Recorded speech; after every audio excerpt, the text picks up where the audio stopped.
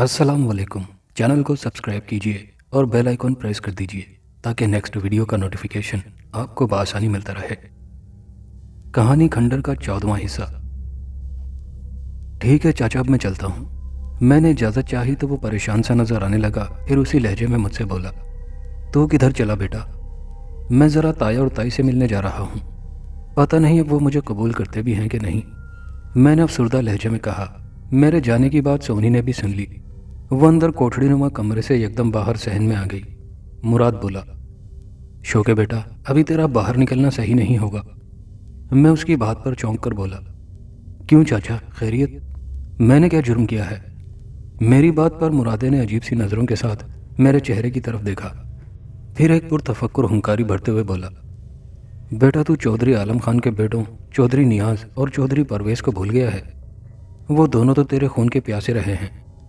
तुझे और तेरे ताया अकबर खान की बेटी को अभी तक अपने बाप चौधरी आलम खान का कातिल समझे हुए हैं। वो फिर मजीद बताने लगा, जब तू गांव में अचानक गायब हो गया था तो चौधरी नियाज और चौधरी परवेज़ के आदमियों ने तेरे ताया अकबर खान को परेशान करना शुरू कर दिया था। उनका ख्याल था कि अकबर खान ने अपने भतीजे को कहीं फरार करवा दिया है।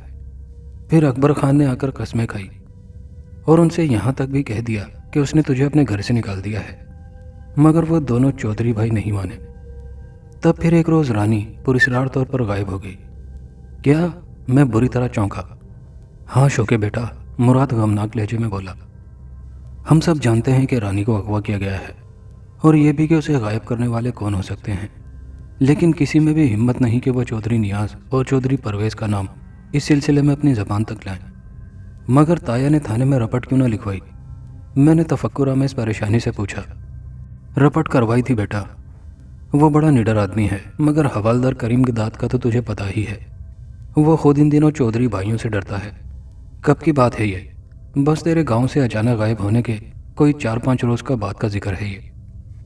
तो क्या बाद में रानी का कुछ पता चला? मेरा मतलब है वो बाजियाब हुई? नहीं, उसने तासुफ से नफ़ी में सर हिलाया और रानी की तरफ से मुतफक्कुर हो गया। साथ ही मुझे उन दोनों नखवत और अना के मारे चौधरी भाइयों पर भी तैश आने लगा था। मुझे पूरा यकीन था कि रानी को अगवा करने की यह जलील हरकत उन्हीं दोनों भाइयों ने की होगी। मज़ीद ये कि वो दोनों मेरे दुश्मन भी हो गए थे। मुझे अच्छी तरह याद था कि उन्होंने मुझे भी यरगमाल बनाया था, मगर मैं उनकी कैद से भागा हुआ था और काली बावली के सफ़र दर सफ़र ऐसा उलझा रहा कि आज यहाँ वापस अपने गांव आना नसीब हुआ था। चाचा, अब तो मेरा ताया अकबर खान से मिलना और भी ज़रूरी हो गया है। मैं उससे बोला, तू फिक्र न कर, मैं आता रहूँगा यहाँ। और हाँ, सोनी का ख्याल रखना। ये कहकर मैं करीब खड़ी सोनी से मुखातिब होकर बोला, सोनी तो अपना ख्याल रखना, और जब तक वो मरदूद जगदीश नाबूद ना हो जाए बाहर मत निकलना। उसके बाद मैं मुरादे के घर से निकल आया और ताया के घर की तरफ चल दिया। सुबह का वक्त था। मुझे गांव में देखते ही जंगल की आग की तरह चारों तरफ खबर फैल गई। मैं सबसे पहले ताया की दुकान पर गया तो दुकान बंद थी। पता चला कि रानी के पुरस्कार तौर से अगवा के बाद से ताया की तबीयत ठीक नहीं रहने लगी थी। वो कभी कभार ही दुकान खोलता था। मैं सीधा वहां से घर पहुंचा तो ताई ने मुझे देखते ही आसमान सर पर उठा लिया और लगी मुझे दुआइयां देने। तू नमक हराम मेरी मासूम बच्ची को खा गया मनहूस। अब यहाँ क्या लेने आया है तू? हमें बर्बाद कर दिया तूने। वो शदीद गमा गुस्से से पागल होकर मेरा गिरेबान झंझोड़ने लगी। मेरे मुंह पर मारे तैश के 2-3 थप्पड़ भी जड़ दिए। वो मेरी माँ के बराबर थी, भला उसे क्या कहता। मगर मुझे इस बात का गुस्सा ज़रूर था कि वो शुरू ही से मेरी तरफ से ज़बरदस्त गलत फहमी का शिकार थी। अचानक ही अंदर कमरे से ताया की नहीफ सी आवाज़ सुनाई दी, किससे लड़ रही है? कौन है? मैंने ताई के हाथों से आहिस्तगी से अपना गिरेबान छुड़ाया और अंदर कमरे में आ गया। सामने खाट पर ताया नीम दराज था। पहली नज़र में तो मैं उसे पहचान ही न सका। वो बरसों के बीमार नज़र आ रहे थे और बरसों के बूढ़े नज़र आ रहे थे। मुझे देखकर उनके चेहरे पर पहले हैरत और फिर एकदम खुशी के तासुरात उभरे। मैं खुदा का शुक्र बजा लाया, वरना मैं तो यही समझा था कि ताई की तरह वो भी मुझे देखते ही मेरे लत्ते लेना ना शुरू कर देते। शोके बेटा, तू आ गया, वो लर्जीदा आवाज़ में बोले और फिर उठने की कोशिश करने लगे। मैंने फ़ौरन आगे बढ़कर उन्हें सहारा दिया और वो बेख्तियार मुझसे लिपट गए। बेटा तू कहाँ चला गया था? क्या मेरी बात इतनी बुरी लगी थी तुझे? ओए पागल, बड़े तो बोलते ही हैं। वो रकीक होकर बोले, تو میں بڑی ملائمت آمیزی سے فوراً نہیں نہیں ابا، یہ بات نہیں تھی، مجھے بھلا آپ کی بات کیوں بری لگے گی، بلکہ آپ کو حق ہے مجھ پر حکم چلانے کا۔ میں تو اس کالے شیطان کو نابود کرنے نکلا تھا جس کی وجہ سے آج ہمیں یہ دن دیکھنے پڑ رہے ہیں۔ بیٹا میں تو برباد ہو گیا، میں تو کسی کو منہ دکھانے جوگا نہ رہا، وہ زخمی آواز میں بولے۔ میں نے دھیرے سے انہیں دوبارہ لٹا دیا اور خود ان کی پائنتی بیٹھ کر ان کا ہاتھ تھام کر تشفی آمیز لہجے میں بولا، ابا تو فکر نہ کر، مجھے معلوم ہو چکا ہے، میں آ گیا ہوں نا، رانی کو ضرور ڈھونڈ نکالوں گا میں۔ ہاں بیٹا اب تو رب کا آسرا ہے اور تیرا، وہ ٹوٹے ہوئے لہجے میں بولے۔ مجھے دیکھ کر ان کے ضعیف چہرے پر بشاشت لوٹ آئی تھی۔ وہ کسی خیال سے دوبارہ بولے، بیٹا میں بہت بوڑھا ہو گیا ہوں، اب تو ہمیں چھوڑ کر کہیں نہیں جائے گا نا؟ نہیں نہیں ابا، میں آپ کی اولاد جیسا ہوں، آپ تسلی رکھیں۔ اور ہاں، دکان کی چابی کدھر ہے؟ بیٹا چابی تیری تائی ماں کے پاس ہے، پر تو ابھی دکان پر نہ جا۔ نہیں ابا، میں نے کہا نا، تو فکر نہ کر۔ اچھا میں ابھی آتا ہوں۔ میں نے انہیں تسلی دی اور پھر گھر سے نکل آیا۔ اب میرا رخ متعلقہ تھانے کی طرف تھا۔ تھانے پہنچا تو حوالدار کریم داد اپنے کمرے میں موجود تھا۔ مجھے دیکھ کر پہلے تو وہ بھونچکا سا رہ گیا، پھر خشمگی نظروں سے مجھے گور کر بولا، اوئے کدھر فرار تھا اب تک؟ میں نے جواباً خشک لہجے میں کہا، کیوں حوالدار جی، کیا پھر مجھ پر کوئی نیا الزام لگایا ہے یا کسی کے حکم پر؟ میرے طنز اور کاٹدار لہجے نے اسے تل ملا کر رکھ دیا اور وہ اپنی کرسی سے کھڑا ہو کر چند قدم میرے قریب آیا۔ کسی خوش فہمی میں پڑنے کی ضرورت نہیں، سمجھے کاکے؟ وہ زہر خند لہجے میں بولا، تجھے ضمانت پر رہا کیا گیا ہے، کیس ختم نہیں ہوا تجھ پر، اور ضمانت کسی بھی وقت منسوخ ہو سکتی ہے، سمجھے تم؟ اس کے سرسراتے لہجے میں چھپی ہوئی دھمکی نے ایک لمحے کے لیے مجھے پریشان سا کر دیا تھا۔ اور ہاں، ایک بات کان کھول کر سن لو، تجھے ہفتے میں 2 بار ادھر تھانے میں حاضری بھی بھرتے رہنا ہوگی۔ حوالدار جی میں نے آپ کی ساری باتیں سن لی ہیں، اب ایک ذرا میری بھی عرض سن لے۔ میں نے اس کی ساری گفتگو پوری ہونے کے بعد متحمل سے لہجے میں کہا۔ وہ بغیر کوئی جواب دیے دوبارہ اپنی کرسی پر جا بیٹھا، پھر میری طرف مائنہ خیز نظروں سے گھورتے ہوئے پھنکارا، بولو۔ رانی کو اغوا ہوئے آج پورا 1.5 مہینہ ہو چکا ہے، اس کی بازیابی کے لیے آپ نے اب تک کیا کیا ہے؟ جس نے اغوا کی رپورٹ درج کروائی ہے اسے کہو آ کر خود یہ سوال کرے مجھ سے، اب جاؤ یہاں سے۔ وہ رکھائی سے بولا تو مجھے طیش آیا، مگر میں نے خود پر قابو پاتے ہوئے کہنا چاہا، مگر حوالدار جی بس اب جاؤ، ورنہ حوالات کی سیر کرا دوں گا تمہیں۔ وہ غصیلے لہجے میں گھور کر بولا، حوالدار جی رپورٹ کروانے والا میرا تایا ہے اور میں اس کا بھتیجا ہوں، وہ بوڑھا آدمی آخر کب تک تھانے کے چکر کاٹے گا؟ میں نے بالآخر اپنی بات پوری کر کے ہی دم لیا۔ اس نے غصے سے میز پر رکھا سیاہ رول بجایا اور دھاڑ کر بولا، اگر اتنا ہی اپنے بوڑھے تایا کا خیال تھا تو پھر اتنے دن سے کہاں مرے ہوئے تھے؟ میں کہتا ہوں سیدھی طرح سے دفع ہو جاؤ، ورنہ… اس نے اپنا جملہ دانستہ ادھورا چھوڑا۔ میری سمجھ میں نہیں آ رہا تھا کہ میں کیا کروں، کہاں جاؤں اور کس سے جا کر فریاد کروں۔ اچانک میرے ذہن میں خیال آیا، میں سیدھا گھر پہنچا اور تایا ابا سے بولا، ابا آپ نے جن لوگوں کے ساتھ تھانے جا کر رانی کے اغوا کی رپورٹ لکھوائی تھی، مجھے ان کے نام بتاؤ، میں ان لوگوں کے ساتھ تھانے جانا چاہتا ہوں۔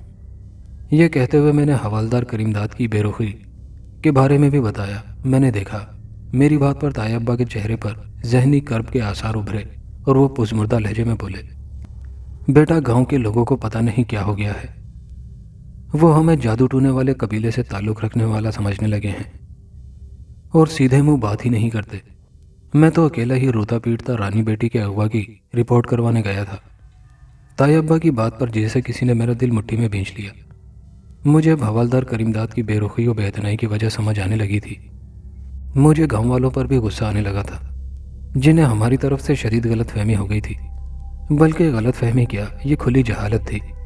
وہ بجائے ہماری مدد کرنے کے الٹا ہم سے نفرت کرنے لگے تھے۔ یہ سب اس ذلیل جگدیش کی وجہ سے تھا جس نے ہمیں کہیں کا نہ چھوڑا تھا۔ اگرچہ اس میں رانی کی بے وقوفی بھی شامل تھی، نہ وہ میری محبت حاصل کرنے کے چکروں میں جگدیش جیسے شیطان کی اعلی کار بنتی، نہ ہم یوں ذلیل و خوار ہوتے، اور خود رانی بھی بیچاری اب جانے کس حالت میں تھی۔ مجھے اب کبھی رانی پر طیش آتا تھا، کبھی ترس آتا۔ اس نے اپنی نادانی کی وجہ سے ہمیں تو مصیبت میں ڈالا ہی تھا، مگر خود بھی برباد ہو گئی۔ میری پریشانی بڑھتی جا رہی تھی، میری سمجھ میں نہیں آ رہا تھا کہ کیا کروں، رانی کو کدھر تلاش کروں۔ وہ دونوں نخوت اور انا کے مارے ہوئے چودھری برادران ابھی تک میری جان کے دشمن بنے ہوئے تھے۔ جگدیش کی طرف سے بھی ایک اصلی پریشانی میرے گلے پڑ گئی تھی۔ سونی کے سر پر اس کا خطرہ الگ منڈلا رہا تھا۔ اس وقت تو میں نے جگدیش کی دھمکی کو قابل اعتبار نہیں جانا تھا، مگر اب گزرتے وقت کے ساتھ ساتھ اس کی دھمکی کے الفاظ ہتھوڑوں کی طرح میرے سر پر ضربے لگا رہے تھے۔ مجھے اس کی طرف سے بھی غیر معمولی محتاطی اور ہوشیاری کی ضرورت تھی۔ میں چومکھی حالات کا بڑی بری طرح کا شکار ہو رہا تھا۔ بہرحال میں گھر سے نکلا اور سیدھا مسجد کے پیش امام مولوی تمیز الدین کے یہاں پہنچا۔ پہلے وہ مسجد کے حجرے میں ہی رہتے تھے، اب مسجد کے قریب ہی انہوں نے ایک کمرے اور صحن کا چھوٹا سا گھر تعمیر کر لیا تھا، مگر وہ مسجد میں ہی مل گئے تھے۔ مولوی صاحب ہی پورے گاؤں میں وہ واحد شخص تھے جو مجھے سمجھتے تھے اور میرے مسئلے کو بھی۔ اس کی وجہ یہ تھی کہ مولوی صاحب فطرتاً نیک اور نفیس طبیعت کے انسان تھے۔ وہ مجھ سے بڑے پرتپاک انداز میں ملے تھے۔ میں نے انہیں شروع سے آخر تک اپنی ساری کتھا سنا ڈالی تھی۔ الحمدللہ، وہ اپنی ریش پر دایاں ہاتھ پھیرتے ہوئے بولے، بیٹا تم شیطانی طاقتوں کے خلاف لڑ رہے ہو، اور اللہ کا بھی یہ حکم ہے کہ شیطان اور شیطان کے پجاریوں کی بھیک کونی کرتے رہو، کیونکہ انسان کی زندگی کا مقصد حصول مسرت نہیں بلکہ تکمیل انسانیت ہے۔ اللہ تمہیں تمہارے نیک مقصد میں ضرور کامیاب کرے، آمین۔ میں نے زیر لب کہا، پھر بولا، مولوی صاحب وہ تو سب ٹھیک ہے، مگر مجھے افسوس اپنے گاؤں کے لوگوں پر ہو رہا ہے۔ انہیں ہماری طرف سے شدید غلط فہمی ہو گئی ہے۔ وہ مسکرا کر بولے، بیٹا سچائی کی راہ میں چلنے والوں کو بعض اوقات اپنے ہی لوگوں کی مخالفت برداشت کرنی پڑتی ہے، پر تم اپنا دل چھوٹا نہ کرنا۔ نہیں مولوی صاحب، مجھے ان باتوں کی ذرا پرواہ نہیں، مگر تایا تائی نے رانی کی گمشدگی کو اپنے دل پر لے لیا ہے۔ ہاں، یہ دکھ تو ان بیچاروں کو جھیلنا ہی ہوگا۔ مولوی صاحب آپ سے گزارش ہے۔ میں نے فوراً حرف آخر مدعا بیان کرنے کی غرض سے کہا، ہاں شوکت بیٹا بولو۔ مولوی صاحب وہ خبیث حوالدار کریم داد ان دونوں چودھری برادران سے ذرا دب رہا ہے، یا ایسا درون خانہ رشوت کے عوض کر رہا ہے۔ میں چاہتا ہوں کہ اگر آپ گاؤں کے چند معتبر لوگوں کے ساتھ تھانے تشریف لے جا کر حوالدار کریم داد پر دباؤ ڈالنے کی کوشش کریں کہ وہ رانی کو بازیاب کرنے کے سلسلے میں ذرا دلچسپی لے تو کچھ نتیجہ نکل سکتا ہے۔ میری بات پر مولوی صاحب کے بارش چہرے پر چند لمحے کے لیے پرسوچ تاثرات پھیل گئے۔ وہ خاموش سے ہو گئے تھے، پھر میں بھی ان کے بولنے کے انتظار میں خاموش رہا۔ پھر ذرا دیر بعد وہ پرخیال ہنکاری بھر کر بولے، بیٹا شوکت، بات یہ ہے کہ گاؤں والے واقعی تم سے اور رانی کی طرف سے زبردست بدگمانی کا شکار ہیں۔ حالانکہ تمہارے تایا اکبر خان کی بھی گاؤں میں بڑی عزت تھی، مگر ان کالے منتروں اور جادو ٹونے کی وجہ سے ان کی اپنی عزت بھی جاتی رہی ہے۔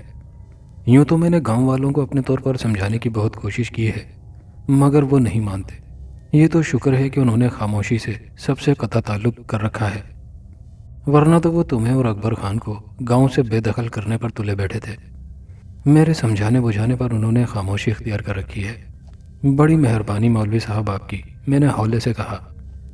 وہ میری افسردگی کو سمجھتے ہوئے ازراہ شفقت میرے سر پر ہاتھ پھیرتے ہوئے بولے، بیٹا شوکت تو اپنا دل چھوٹا نہ کر، جھوٹ کے دن تھوڑے اور سچائی کی عمر طویل ہوتی ہے۔ آج تیری سچائی کو جھوٹ سمجھنے والے انشاءاللہ سچ مان کر تمہاری اتنی بڑی توقیر کریں گے کہ تمہارے دکھوں کا ازالہ ہو جائے گا۔ مولوی صاحب کی باتوں سے میرے ٹوٹے ہوئے دل کو ذرا ڈھارس بندھی۔ میں انہیں سلام کر کے واپس آ گیا۔ گاؤں کے لوگ مجھے چپتی ہوئی نظروں سے دیکھنے لگے تھے اور مجھے دیکھتے ہی نفرت سے اپنا منہ پھیر کر راستہ بدل لیتے تھے، بلکہ چند اشتعال پسندوں نے تو مجھے کھلے لفظوں میں طعن اور تشنیع کا بھی نشانہ بنایا تھا۔ اس شیطان کے پجاری سے دور رہو، کہیں یہ مردود ہم پر بھی کوئی کالا جادو نہ کر ڈالے۔ ہمارے ایمان کی سلامتی رہے بھیا، اس مردود کے چہلے پر کڑی نگاہ رکھنا، کہیں یہ ہمارے نوجوانوں کو بھٹکانے کی کوشش نہ کرے، وغیرہ وغیرہ۔ غرض کے جتنے منہ اتنی ہی باتیں تھیں۔ میں تحمل سے یہ سب کچھ برداشت کر رہا تھا، کیونکہ مولوی صاحب کی سختی سے مجھے تاکید تھی کہ میں مشتعل ہو کر کسی سے الجھنے کی کوشش نہ کروں، اس لیے میں خاموش رہا۔ میں اپنے گھر کی طرف جا رہا تھا، پھر میرے ذہن میں خیال بجلی کی طرح کوندا۔ مولوی صاحب کے پاس جس امید کے سہارے میں گیا تھا وہ پوری نہ ہو سکی تھی۔ ان کے بعد امید کا ایک اور جگنو میرے دماغ میں گونجا، اور وہ نام تھا چودھری حشمت علی خان۔ یہی وہ شخص تھا جو میری کچھ نہ کچھ مدد کر سکتا تھا۔ میری اس سے ایک ملاقات غالباً تھانے میں ہو چکی تھی۔ یہ ان دنوں کا ذکر تھا جب چودھری برادران نے مجھ پر یہ الزام لگایا تھا کہ میں نے ہی ان کے دشمن چودھری حشمت علی خان سے ساز باز کر کے رانی کو چودھری عالم خان کے قتل پر اکسایا تھا اور بہانہ یہ بنایا تھا کہ رانی کو جن چڑھ گیا تھا، اور پھر بعد میں حوالدار کریم داد نے چودھری برادران کے دباؤ میں آ کر مجھ پر کاسو جلات کے ذریعے حوالات میں ہی انسانیت سوز تشدد کیا تھا اور مجھے خود ساختہ اور جھوٹے بیان پر دستخط کرنے کے لیے اکسایا تھا، جس کی روح سے میں نے ہی چودھری حشمت علی خان کے کہنے پر چودھری برادران کے باپ بڑے چودھری عالم خان پر قاتلانہ حملہ کروایا تھا اور اسے بالآخر قتل کر کے ہی چھوڑا تھا۔ اور یہ سب باتیں چودھری حشمت علی خان کو بھی معلوم تھی، جس نے بعد میں آ کر میری ضمانت بھی کروانے کی کوشش کی تھی۔ چنانچہ اس شخص کا خیال ذہن میں آتے ہی میں نے گھر جانے کا ارادہ ترک کر دیا اور چودھری حشمت علی خان کی حویلی کی طرف چل دیا۔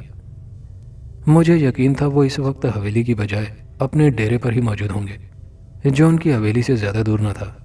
میں اپنے راستے چلا جا رہا تھا اور اس وقت مکئی کے کھیتوں کے درمیان بنی ٹیڑھی میڑھی کچی پگڈنڈی پر چلا جا رہا تھا کہ اچانک مجھے سامنے گرد و غبار کے بگولے فضا میں اڑتے نظر آئے۔ شاید کوئی گاڑی تھی جو خاصی تیز رفتاری کے ساتھ سامنے سے دوڑی چلی آ رہی تھی۔ میں ذرا ٹھٹک کر رک گیا۔ وہ جیپ کچھ دیکھی بھالی لگ رہی تھی۔ قریب آئی تو میں بری طرح چونک پڑا۔ یہ جیپ بغیر ہڈ کے تھی، یعنی آہنی پایوں کا جنگلہ نصب تھا، مگر اس پر کینوس ہڈ نہ تھا۔ یہ جیپ ان دونوں فسادی چودھری برادران کی تھی۔ وہ دونوں سامنے کی نشستوں پر براجمان تھے۔ چودھری نیاز کے ہاتھوں میں اسٹیئرنگ تھا، اگبی سیٹوں پر ان کے 3 رائفل بردار کارندے براجمان تھے۔ جیپ ایک زبردست جھٹکے سے قریب آ کر رکی اور وہ سب مجھے گھورتے ہوئے جیپ سے کدکڑے مار کر اتر پڑے۔ دونوں چودھری برادران خشمناک نظروں سے گھورتے ہوئے میرے قریب آ کر رکے۔ پھر چودھری پرویز نے مجھ سے قہر آلود لہجے میں کہا، اوئے کدھر فرار تھا اب تک تو؟ میں نے اپنی اندرونی کیفیت پر قابو پا کر نڈر لہجے میں کہا، میں شہر گیا تھا۔ شہر گئے تھے یا ہماری ازلی دشمن چودھری حشمت علی خان کے ساتھ ہمارے خلاف کوئی نیا گٹھ جوڑ کر رہے تھے؟ چودھری نیاز نے کاٹدار لہجے میں کہا تھا۔ میں نے تحمل سے اسے سمجھانے کی کوشش کرتے ہوئے کہا، دیکھیے چودھری صاحب، آپ کو میری طرف سے سخت غلط فہمی ہے۔ میں قسم کھا کر کہتا ہوں کہ میں تو چودھری حشمت علی خان کو جانتا بھی نہیں ہوں۔ میں غریب لڑکا ہوں جی، بھلا چودھریوں سے میرا کیا میل؟ میری بات پر دونوں چودھری برادران نے ایک دوسرے کے چہرے کی طرف دیکھا۔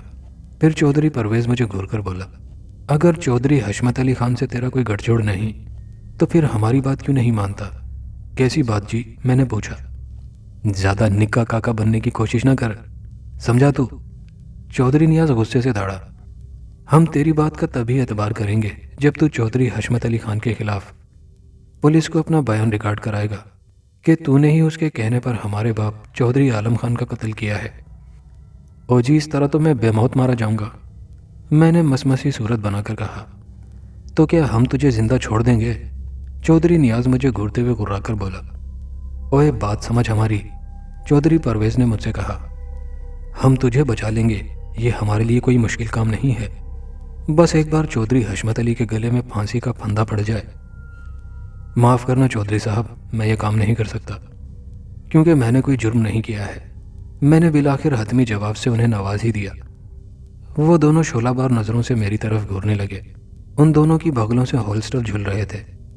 پھر اچانک ان دونوں نے ہی اپنے چرمی ہولسٹروں سے پستول نکال لیے۔ میرا دل کن پٹیوں میں دھڑکنے لگا۔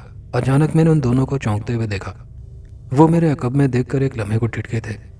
میں نے بھی غیر ارادی طور پر ان کی ٹھٹکی ہوئی نظروں کی سیدھ میں اپنے عقب میں مڑ کر دیکھا۔ ایک کار خاص تیز رفتاری سے دوڑتی ہوئی ہماری طرف آ رہی تھی۔ پھر وہ قریب آ کر رک گئی۔ اس کے اندر سے ایک بھاری بھرکم اور لمبے تڑنگے شخص کو دیکھ کر میرے چہرے پر قدرے طمانیت پھیل گئی۔ میں تھوڑا متوحش سا بھی ہونے لگا۔ اس پکی عمر والے سرخ و سفید شخص نے سفید کڑکڑاتی ہوئی شلوار قمیض پہن رکھی تھی۔ یہ چودھری حشمت علی خان تھا۔ اس کی بائیں بغل سے گولیوں کی پیٹی کی صورت میں ایک ہولسٹر بھی جھول رہا تھا۔ اس کے ہمراہ 4 مسلح افراد بھی گاڑی سے اتر آئے تھے۔ اب دونوں درینہ دشمن آمنے سامنے تھے اور میں ان ہاتھیوں کے درمیان تھا، اور بالخصوص یہ میرے لیے بہت ہی مخدوش اور سنگین صورتحال تھی۔ چودھری حشمت نے ایک نظر میرے چہرے پر ڈالی، پھر ان دونوں چودھری برادران کی طرف گھورنے لگا۔ وہ دونوں بھی اس پر برماتی ہوئی نظریں جمائے ہوئے تھے۔ چودھری حشمت علی خان کے اتفاقاً اور بالکل غیر متوقع طور پر یہاں پہنچ جانے سے البتہ مجھے کسی قدر ان دونوں خار کھائے چودھری برادران سے اپنی گلو خلاصی ہونے کی امید ہو چلی تھی۔ چودھری حشمت علی خان شاید شہر سے لوٹا تھا اور اپنے گاؤں کی طرف ہی جا رہا تھا، کیونکہ اس کی جاگیر کا علاقہ ادھر سے ہی گزرتا تھا۔ میں نے چودھری حشمت علی خان کو سلام کیا تو وہ مجھ سے باروب لہجے میں بولے، کیوں کاکا شوکے، تو ادھر کیا کر رہا ہے؟ چودھری صاحب، میں آپ سے ہی ملنے آ رہا تھا۔ کہ میں نے ان سے یہ کہہ کر چودھری برادران کی طرف ایک نظر دیکھا اور دانستہ اپنا جملہ ادھورا چھوڑ دیا تو ان دونوں چودھری برادران میں سے چودھری نیاز نے چودھری حشمت علی خان سے طنزیہ لہجے میں کہا، کیوں حشمت علی خان، کیا اب اس کے ساتھ مل کر ہمارے خلاف کوئی نئی سازش تیار کروانے والے تھے تم؟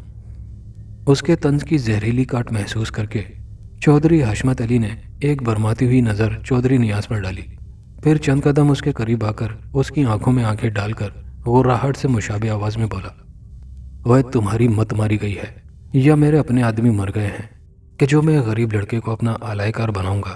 اور ہاں، اپنے دلوں سے یہ غلط فہمی نکال پھینکو کہ میں نے تمہارے باپ کا خون کیا ہے۔ میں چودھری عالم کو عزت کی نگاہ سے دیکھا کرتا تھا۔ چودھری حشمت، ہمیں پورا یقین ہے کہ ہمارے باپ کا قتل تو نے ہی کروایا ہے۔ اچھا چلو پھر، جیسا تم سمجھو، مجھے اس کی کوئی پرواہ نہیں۔ بالآخر چودھری حشمت نے لاپرواہی سے کہا اور پھر مجھ سے بولا، چلو کاکے شوکت، میری گاڑی میں جا کر بیٹھ۔ نہیں چودھری، یہ ہمارا مجرم ہے، تو اسے اپنے ساتھ نہیں لے جا سکتا، چودھری نیاز علی نے کہا تو چودھری حشمت علی خان کے چہرے پہ سناٹے کی سی کیفیت طاری ہو گئی اور پھر وہ اسے گھورتے ہوئے گونجدار آواز میں بولا، اوہ یہ جس کا بھی مجرم ہے، مگر اس وقت یہ مجھ سے ملنے آ رہا تھا۔ تمہیں کوئی اعتراض ہے تو جاؤ، جا کر قانون کا دروازہ کھٹکھٹاؤ۔ چلو تو نے سنا نہیں، میری گاڑی میں جا کر بیٹھ۔ چودھری حشمت علی خان نے آخر میں مجھے بھی گھور کر کہا۔ میں خاموشی سے ان کی کار کی طرف بڑھ گیا تو میری ٹھٹکی ہوئی سماعتوں میں چودھری پرویز کی للکارتی ہوئی آواز گونجی، چودھری حشمت علی خان، یہ تو اچھا نہیں کر رہا، یہ مت بھول کہ اس وقت تو ہماری جاگیر پر کھڑا ہے۔ وہ چل جا، کسی اور کو جا کر یہ گیدڑ بھپیاں دے، چل۔ چودھری حشمت علی خان کا بھی خون گرم ہو گیا تھا۔ میں نے خطرے کی بو محسوس کی۔ میں کار کے قریب جا کر ذرا رکا اور عقب میں مڑ کر دیکھا تو چودھری برادران سمیت ان تینوں کارندوں نے ہم پر پستول نکال کر تان لی۔ ادھر چودھری حشمت کے چاروں آدمیوں نے بھی اپنی رائفلیں اور بندوقیں ان پر سیدھی کر لی تھیں اور چودھری حشمت کے آگے ڈال بن کر کھڑے ہو گئے تھے۔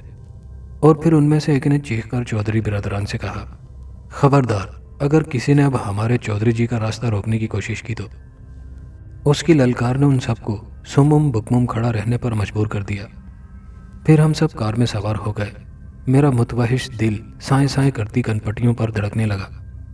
چودھری حشمت علی خان نے ڈرائیونگ سیٹ سنبھال لی۔ میں اگبی سیٹ پر بیٹھ گیا تھا۔ پھر جیسے ہی کار چودھری برادران کے قریب سے ہو کر ابھی ذرا ہی دور گئی تھی کہ اچانک سناٹے دار ٹھٹکی ہوئی فضا میں گولیوں کی خوفناک تڑتڑاہٹ ابھری۔ چودھری برادران اور ان کے تینوں کارندوں نے ہماری کار پر فائرنگ کر ڈالی تھی۔ کئی گولیاں کار کی باڈی میں زٹا زٹ کی آواز سے پیوست ہو گئیں اور کار کا عقبی شیشہ بھی دھماکے سے چکنا چور ہو گیا تھا۔ میرے دائیں بائیں بیٹھے چودھری حشمت علی خان کے دو آدمیوں نے بھیانک چیخ ماری۔ ان کے سر ڈھلک گئے۔ ان کی گردنوں کے عقبی حصے میں شاید گولیاں لگی تھی۔ شکر تھا کہ مجھے گولی نہیں لگ سکی تھی۔ چودھری حشمت کے حلق سے ایک تیز بھری غراہٹ ابھری اور اس نے فوراً کار کو بریک لگا دیے۔ میں نیچے جھک گیا تھا، گولیوں کی تڑتڑاہٹ جاری تھی۔ اب چودھری حشمت علی خان اور اس کے باقی بچے دو آدمیوں نے کار سے اتر کر اس کی آڑ میں جوابی فائرنگ شروع کر ڈالی تھی۔ میں ابھی تک کار کی اگبی سیٹ پر لیٹا ہوا تھا۔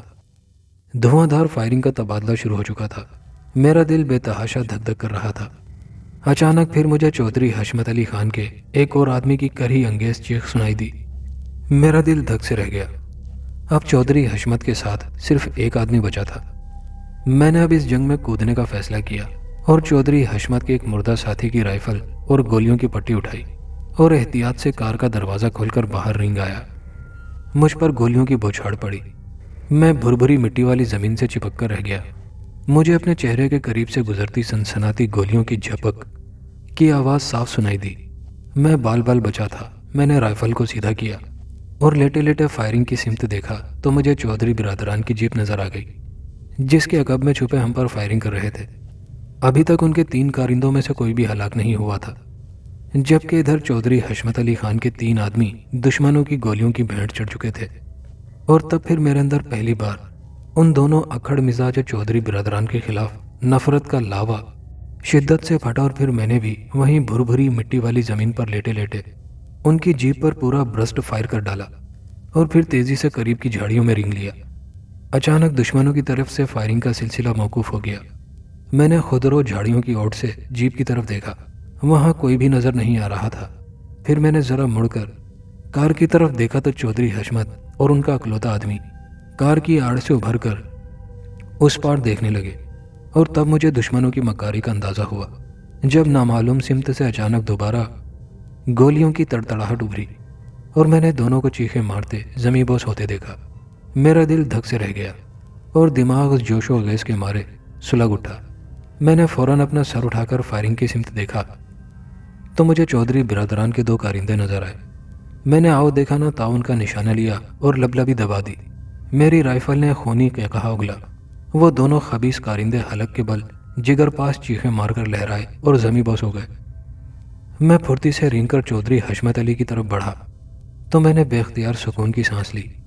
وہ زندہ تھے مگر زخمی حالت میں، اور ان کے دائیں بازو میں گولی لگی تھی، جبکہ ان کا آخری ساتھی ہلاک ہو چکا تھا۔ میں نے آگے بڑھ کر چودھری حشمت علی کو سنبھالا، وہ ہوش میں تھے۔ چودھری صاحب آپ ٹھیک تو ہونا؟ کاکا تو بھاگ جا ورنہ یہ تجھے بھی بے گناہ مار ڈالیں گے۔ چودھری حشمت نے اپنی تکلیف کو دانتوں تلے بھینچ کر مجھ سے کہا تو میں نے پرجوش انداز سے کہا، نہیں چودھری صاحب، میں آپ کو ان بزدل گیدڑوں کے نرغے میں چھوڑ کر ہرگز نہیں جاؤں گا۔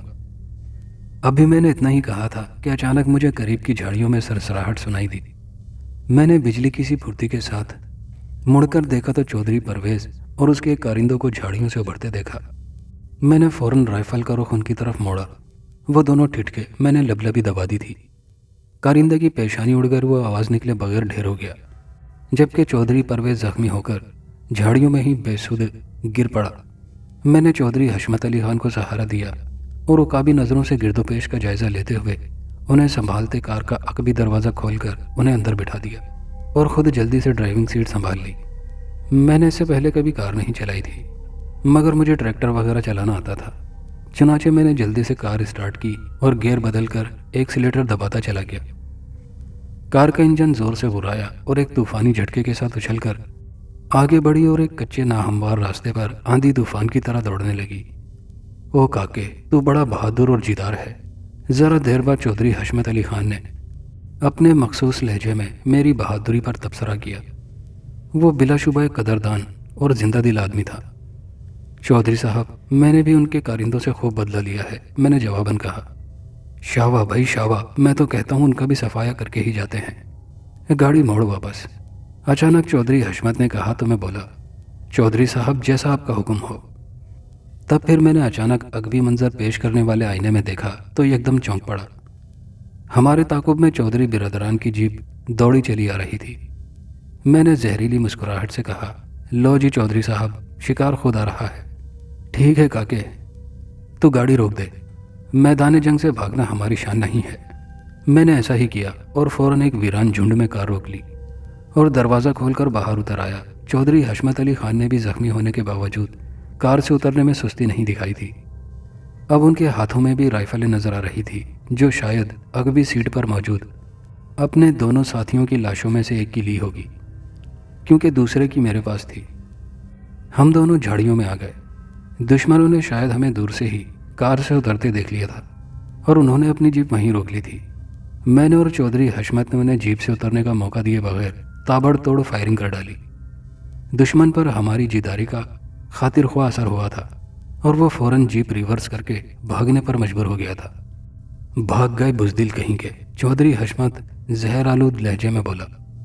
تو میں نے ان سے کہا، چودھری صاحب میرا خیال ہے اب ہمیں واپس ہی چلے جانا چاہیے۔ ٹھیک ہے کاکا، وہ دھیرے سے بولے۔ اس کے بعد ہم دوبارہ اپنی کار میں آن بیٹھے۔